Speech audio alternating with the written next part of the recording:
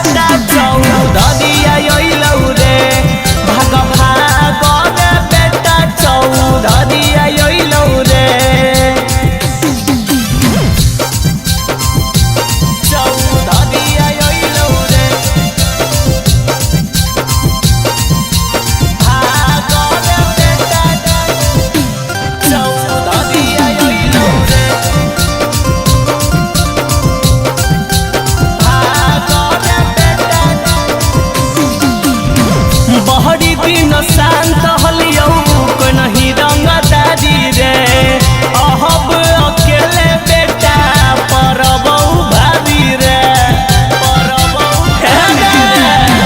बहरी दिन शांत हलियो को नहीं रंगदारी रे अहब अकेले बेटा परबौ भाभी रे अरे ढेर दिन सब चलनी हमर परिया अइलौ रे हमर परिया अइलौ रे भाग भाग रे बेटा चौधरिया अइलौ रे भाग भाग रे बेटा चौधरिया अइलौ रे।